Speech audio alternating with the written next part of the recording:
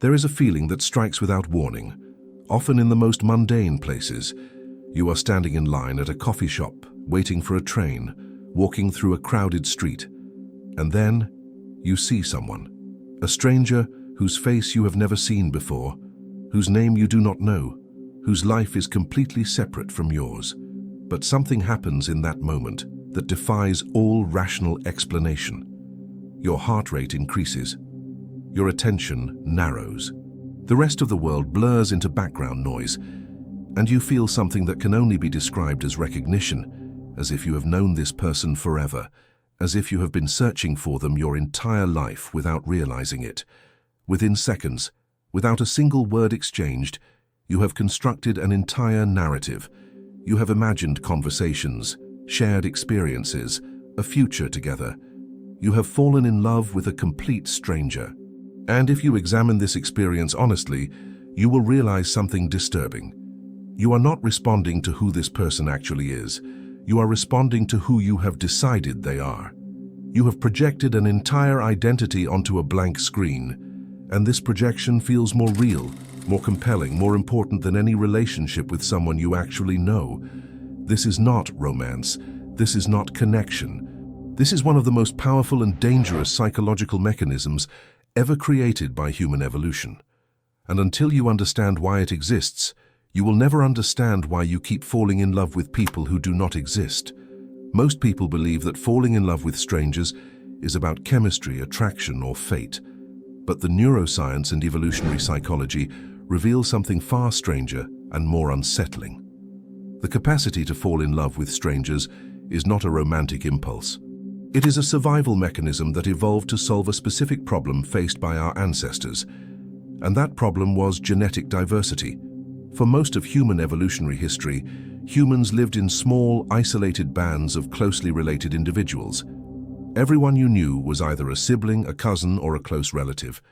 Mating within this group led to inbreeding, which produced offspring with higher rates of genetic disorders, lower immune function, and reduced survival rates. The bands that failed to solve this problem disappeared. Their genes were eliminated from the human lineage, but some bands developed a psychological mechanism that changed everything. They developed the capacity to feel intense attraction to unfamiliar individuals, to strangers from outside their group. And this attraction was so powerful, so overwhelming, so consuming, that it overrode the natural fear and suspicion of outsiders. It made humans willing to take enormous risks, to leave their families, to venture into unknown territory, all in pursuit of someone they barely knew. This mechanism saved the species, but it also created a psychological vulnerability that would haunt humans for the next 200,000 years. The evolutionary biologist William Hamilton discovered the genetic logic behind this mechanism. He called it the outbreeding imperative, the evolutionary pressure to mate with individuals who are genetically dissimilar. Offspring produced from genetically diverse parents have stronger immune systems, greater resistance to disease, and higher overall fitness. But here is the problem. How does your brain identify genetic dissimilarity? You cannot see genes, you cannot smell DNA, so evolution created a proxy signal: unfamiliarity. The more unfamiliar someone seems, the more likely they are to be genetically different from you. And your brain evolved to find unfamiliarity intensely, irrationally, overwhelmingly attractive. This is why strangers trigger such powerful romantic responses. Your ancient neural circuitry is detecting genetic novelty and flooding your system with neurochemicals designed to make you pursue that novelty at any cost. The neuroscientist Helen Fisher has spent decades mapping the brain chemistry of romantic love. Her research using fMRI scans reveals that when people look at images of strangers they find attractive, specific regions activate with extraordinary intensity. The ventral tegmental area, the brain's dopamine factory, lights up like a Christmas tree. The caudate nucleus, involved in reward processing and motivation, shows activity patterns identical to those seen in cocaine addiction. The anterior cingulate cortex, associated with obsessive thinking, becomes hyperactive. But here is what is most revealing. These same regions show minimal activation when people look at images of long-term partners. The brain does not process familiarity as romantic. It processes novelty as romantic. You are not designed to fall in love with people you know well. You are designed to fall in love with people you do not know at all. Because novelty signals genetic opportunity, and your brain treats genetic opportunity as a survival imperative. But the mechanism was never designed for the context in which modern humans now operate. For 200,000 years, encountering a stranger was an extremely rare event.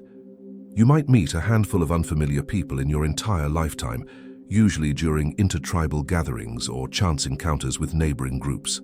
When you did encounter a stranger, the genetic imperative made evolutionary sense. This was a rare opportunity for genetic diversity, and your brain mobilized every resource to pursue it.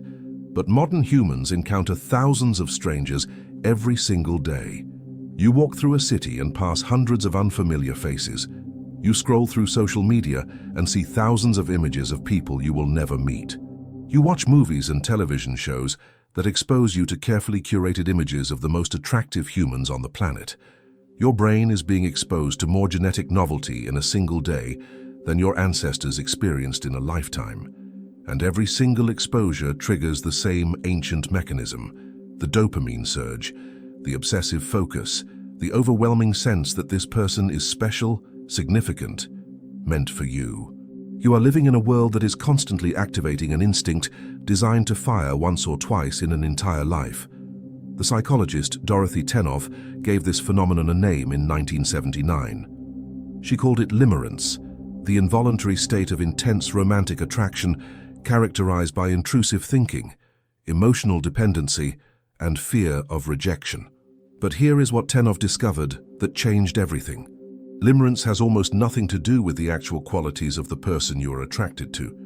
In her research, she found that people could maintain intense limerent feelings for individuals they had barely spoken to, people whose personalities they knew nothing about, even people who had explicitly rejected them. The feelings persisted regardless of whether the object of limerence was kind or cruel, compatible or incompatible, available or unavailable. This should be impossible if limerence were truly about finding a suitable partner. But it makes perfect sense if limerence is not about partnership at all. It is about genetic novelty. Your brain does not need to know anything about the stranger's personality to determine whether they represent genetic opportunity. It only needs to register unfamiliarity. And once that registration occurs, the limerence cascade begins. The philosopher Alain de Botton has written extensively about how this mechanism destroys relationships.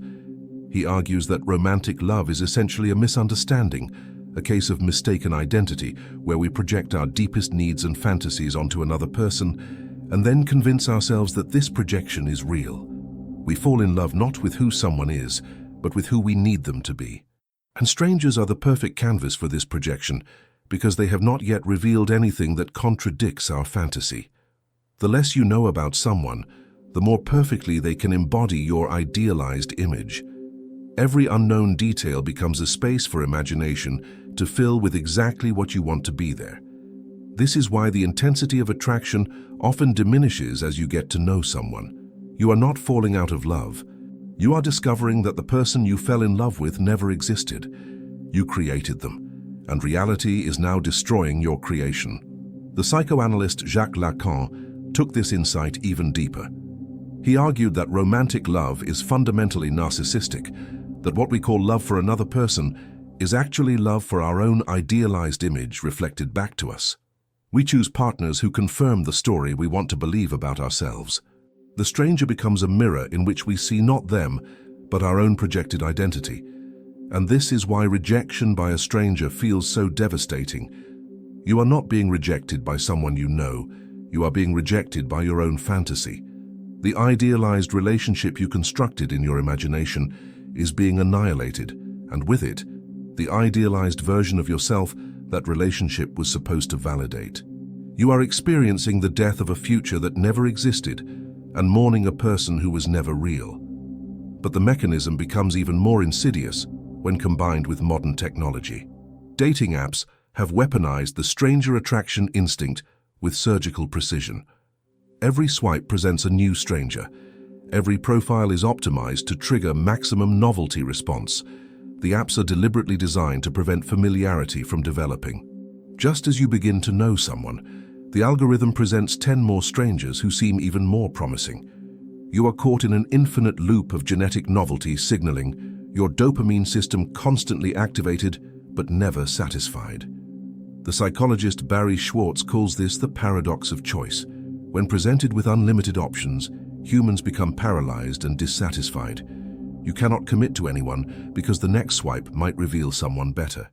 And because you are always comparing strangers to strangers, you are always comparing fantasies to fantasies. No real person can compete with the unlimited potential of strangers you have not yet met. The sociologist Eva Illouz has documented how this transforms intimacy into a marketplace. People are no longer individuals. They are products to be evaluated, compared, and discarded based on superficial metrics. You do not meet someone and discover who they are through interaction. You consume their profile, their photographs, their carefully curated presentation, and make a split-second judgment about their value. This is not dating. This is shopping. And just like shopping, it produces buyer's remorse. You are always wondering if you settled, if you could have done better, if the perfect stranger is still out there waiting to be discovered. The commitment required for actual intimacy becomes impossible because commitment means closing off other options. And closing off options feels like loss, like missing out on the stranger who might have been your soulmate. But here is what most people never realize. The intensity you feel when you meet a stranger, the electricity, the sense of fate, the overwhelming certainty that this person is special, is not evidence that they are right for you. It is evidence that you do not know them. The less information your brain has about someone, the more powerfully it can activate the novelty response. This is why arranged marriages, which sound horrifying to modern Western sensibilities, often report higher satisfaction rates than romantic marriages. When you are forced to build a relationship with someone without the initial dopamine explosion, you develop actual intimacy. You learn who they really are. You build partnership based on reality rather than fantasy. The relationship is not more intense, but it is more real. And reality, boring as it seems, is the only foundation that can support lasting connection. The neuroscientist Robert Sapolsky explains why this happens. The dopamine system is not designed to produce happiness. It is designed to produce wanting. When you see a stranger and feel that surge of attraction, you are not experiencing love. You are experiencing the anticipation of love, the gap between where you are and where you imagine you could be. And this gap is pleasurable in a specific way. It is the pleasure of possibility, of potential, of a future that has not yet disappointed you. But once you actually enter a relationship with that stranger, once they become familiar, the dopamine fades. Not because the relationship is failing, but because the novelty is gone. Your brain no longer registers them as an opportunity. They have been obtained. And the dopamine system only activates for pursuits, not possessions. This is the cruel irony of the stranger love instinct. It is designed to get you to pursue genetic diversity, but it shuts off the moment you succeed. You are neurologically programmed to fall in love with strangers and fall out of love with partners. The passion you felt at the beginning was not a preview of what the relationship would become. It was a bait and switch. Your brain lured you in with fireworks and then replaced them with routine once you committed. And because you believe that the initial intensity was real love, you interpret its absence as evidence that you are with the wrong person. So you leave, and you search for a new stranger who will reactivate the dopamine. And the cycle continues. You are addicted not to love, but to the neurochemical state produced by unfamiliarity. And every relationship you enter is doomed the moment it becomes familiar. The philosopher Søren Kierkegaard understood this trap long before neuroscience confirmed it. He wrote about the aesthetic life, the existence dedicated to the pursuit of novelty and intensity. The aesthetic individual moves from experience to experience, relationship to relationship, always searching for the next source of stimulation. But this life, Kierkegaard argued, leads inevitably to despair, because novelty, by definition, cannot last. The moment something becomes familiar, it loses its power to stimulate. So the aesthetic individual is trapped in an eternal present, unable to build anything lasting because building requires commitment, and commitment requires accepting the loss of novelty. Kierkegaard's solution was what he called the ethical life, choosing to commit to something or someone not because they produce maximum stimulation, but because the commitment itself is meaningful. This is not settling. This is recognizing that the intensity produced by strangers is false advertising. It is not showing you what love is. It is showing you what biological manipulation feels like. The psychiatrist Esther Perel has built her career exploring this tension between novelty and familiarity in relationships. She argues that desire requires distance, that you cannot want what you already have. But she also recognizes that intimacy requires closeness. This creates an impossible paradox. The very things that create intimacy, knowing someone deeply, building routines together, becoming familiar, are the things that kill desire. And the things that maintain desire, mystery, distance, unpredictability, prevent intimacy from forming. Most people try to solve this by alternating between relationships that provide novelty and relationships that provide stability. But this strategy fails because it never addresses the underlying mechanism. You are still chasing the stranger love dopamine hit. You are just trying to recreate it within a committed relationship, which is like trying to be surprised by something you already know. But there is a deeper problem that almost no one discusses. The stranger love instinct does not just destroy relationships, it prevents you from ever knowing yourself. Because when you are constantly falling in love with projections, when every intense attraction is based on fantasy rather than reality, you never develop the capacity to perceive another person accurately. You never learn to see past your own needs and desires, to recognize who is actually standing in front of you. The other person remains forever a screen onto which you project your psychological material, and if you cannot see them, you cannot truly connect with them. You remain locked inside your own mind, relating to your imagination rather than to another human being. This is the ultimate loneliness. You can be in love, obsessively focused on another person, and still be completely alone, because the person you are in love with exists only in your head. The psychologist Carl Rogers argued that real love requires what he called unconditional positive regard, the ability to see and accept another person exactly as they are, without needing them to be different. But this is impossible when you are in love with a stranger, because you do not know who they are. You only know who you need them to be. And the moment they reveal themselves, the moment they show you their flaws, their limitations, their ordinary humanity, you experience it as betrayal. They have failed to be the person you invented, and instead of recognizing that your fantasy was the problem, you blame them for not living up to it. You leave, convinced that they were not your soulmate after all. And you search for a new stranger who might finally match the image in your mind, but no one ever will, because the image is not a person. It is a psychological construction designed to fill a void you are unwilling to face. So if the stranger love instinct is this deeply embedded, this neurologically automatic, this psychologically reinforced, and this culturally celebrated, is there any way to break free? Most people try to find the right stranger, the one who will finally fulfill the fantasy. But this strategy is based on a fundamental misunderstanding. The problem is not that you have not found the right stranger. The problem is that you are looking for strangers at all. The only way to break the instinct is to reverse its logic entirely. Instead of seeking novelty, you must cultivate familiarity. Instead of chasing intensity, you must build intimacy. Instead of falling in love with fantasies, you must learn to see reality. And this requires a practice that most people have never attempted and will never attempt, because it sounds boring, unglamorous, and completely contrary to every romantic narrative they have absorbed. The practice is called deliberate knowing, and it was developed by researchers studying long-term relationship satisfaction. The protocol is deceptively simple. You choose one person, someone you already know, someone who is available and willing, and you commit to the ongoing project of truly understanding them.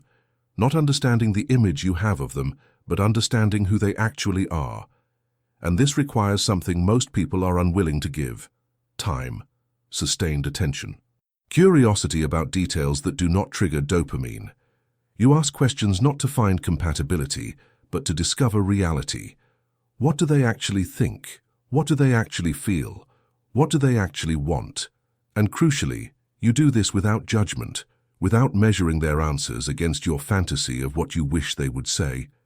Here is what happens when you do this. At first, disappointment. The person is not as perfect as the strangers in your imagination. They have annoying habits. They hold opinions you do not agree with. They have limitations, insecurities, and flaws. Every discovery feels like evidence that you are with the wrong person.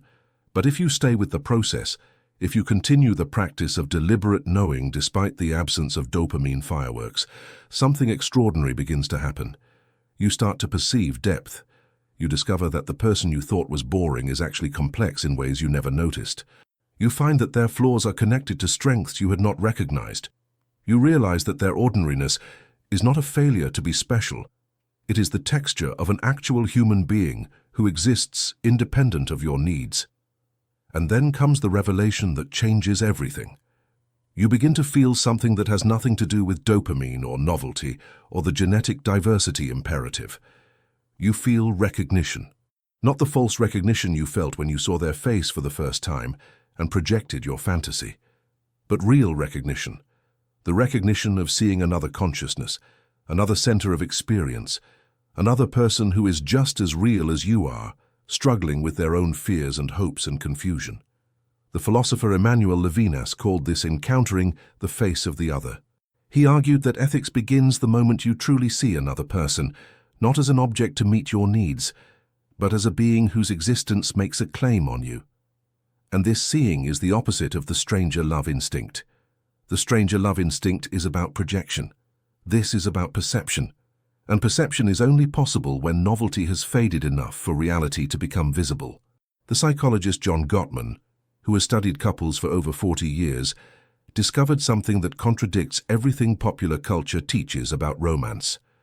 The couples who stay together and report high satisfaction are not the ones who maintain passion and intensity. They are the ones who build friendship. They know each other deeply. They track each other's inner worlds. They notice small changes. They remember details. They are not consumed by dramatic emotion. They are interested. And interest, Gottman found, is a better predictor of lasting connection than any amount of passion. Because interest is what remains when dopamine fades. Interest is the willingness to continue learning about someone even after you already know them. And this willingness is rare, because it requires accepting that the stranger love intensity is gone and will not return. And most people interpret this loss as relationship failure rather than relationship maturity. But here is the most important truth. You cannot practice deliberate knowing with a stranger. The whole point is that they stop being a stranger, and this means you must give up the possibility of falling in love again. You must accept that you will never again experience that initial rush, that sense of fate, that overwhelming certainty that the universe has delivered your soulmate. You must trade the intensity of fantasy for the stability of reality. And this feels like loss. It feels like settling. It feels like admitting defeat. Because you have been conditioned to believe that the stranger love dopamine hit is what love actually is. But here is what no one tells you. The intensity you are mourning is not love. It is a drug. And like all drugs, it provides a temporary high followed by an inevitable crash. The crash is the moment when the stranger becomes familiar and you realize they are not who you imagined. And the crash is always coming. You can delay it by constantly pursuing new strangers, but you cannot avoid it unless you are willing to love a fantasy forever instead of a person. The poet Rainer Maria Rilke wrote that love consists in this, that two solitudes protect and touch and greet each other. This is the opposite of stranger love.